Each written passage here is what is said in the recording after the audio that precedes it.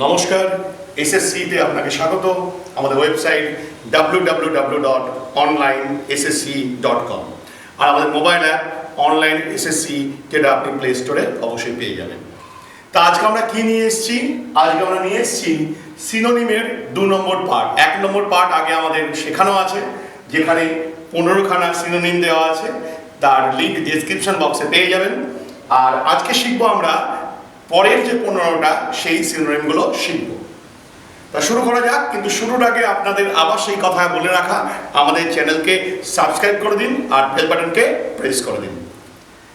So আজকের প্রথম যে সিনোনিম আছে সেটা হলো পেল। টু ফেচ এ পেল। ছোটবেলায় কবিতা পড়েছিলাম, Jack and Jill went up the hill to pail, PAIL, পেল। পেল কথাটার মানে কি? পেল কথাটার মানে হলো বাকেট, BUCKET, বাকেট বা বালতি। ঠিক আছে, পেল কথার মানে হলো বাকেট বা বালতি। ওকে, চলে আসি 2 নম্বরে। 2 নম্বরে বলছে গ্লুটনি। গ্লুটনি কথার মানে কি? যে সমস্ত ছেলে বা মেয়ে, মানে যারা, যে সমস্ত লোকরা গ্রিডি বা লোভী হয়, তাকে বলা হয় লোভী বা গ্রিডি। বাংলা লিখে রাখতে পারেন, বাংলা করতে পারেন। বা এক্সেস ইজ ইটিং, মানে বেশি খায় যারা, তাদেরকেও বলা হচ্ছে কি গ্লুটনি বলা যেতে পারে। এক্সেসিভ ইটিং, যারা বেশি খায় তাদেরকেও কিন্তু গ্লুটনি বলা যেতে পারে। নেক্সট 3 নম্বর চলে আসি, ইমপ্রভিডেন্ট। ইমপ্রভিডেন্ট কথার মানে কি?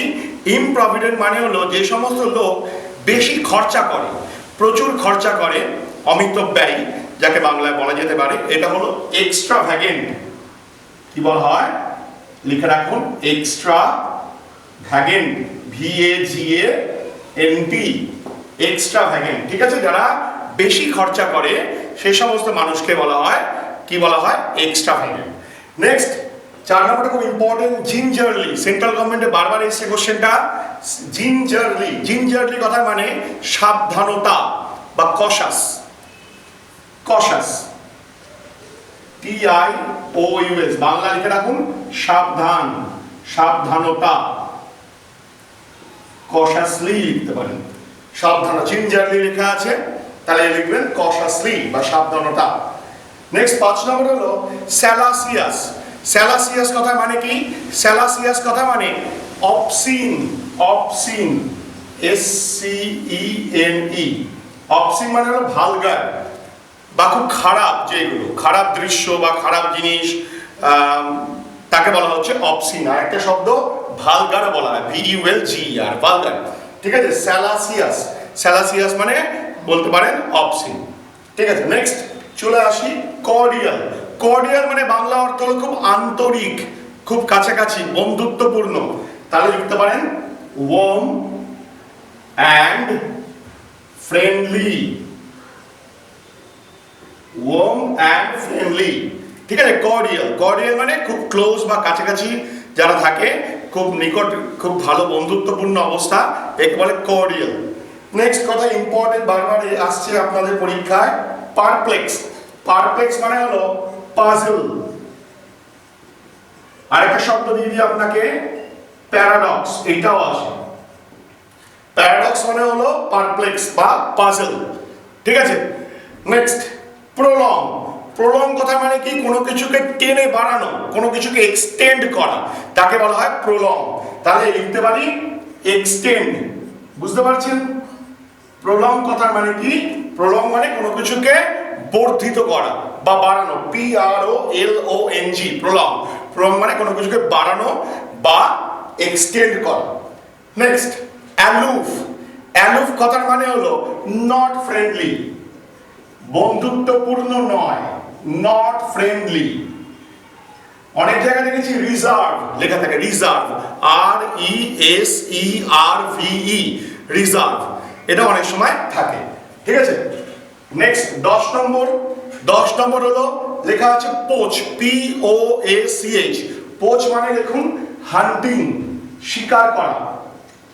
পোচ মানে লিখতে পারেন আপনারা হান্টিং। হান্টিং মানে শিকার করা। আমি একটু তাড়াতাড়ি বলে দিচ্ছি যাতে আপনাদের কম সময় বেশি কাজ আপনি করতে পারেন। আমি ভিডিওটা লেন্দি করছি না। ওকে, তাহলে এবার চলে আসি 11 নম্বরে। 11 নম্বরে মানে হলো প্লাসিড। প্লাসিড মানে হলো শান্ত।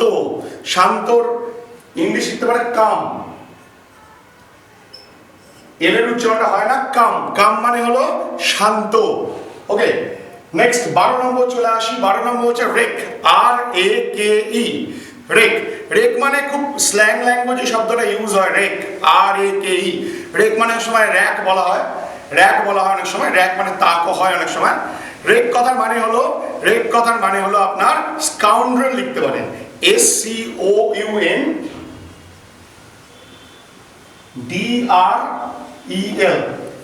SCOUNDREL, scoundrel. Next covetous, COVETOUS, এই কোভেটাস। এই কোভেটাস কথার মানে কি? এই কোভেটাস কথার মানে হলো লোভী। লোভী মানে হলো গ্রিডি, গ্রিডি মানে লোভী, এটা লিখতে পারেন লোভী বা গ্রিডি, কোভেটাস, COVETOUS, কোভেটাস।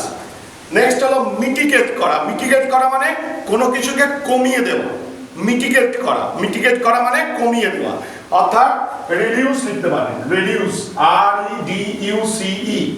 আরো যদি কোনো সিনোনিম জানেন এর সঙ্গে সঙ্গে এগুলো আপনারা বলতে পারেন। বা রিলিভ লেখা যায়,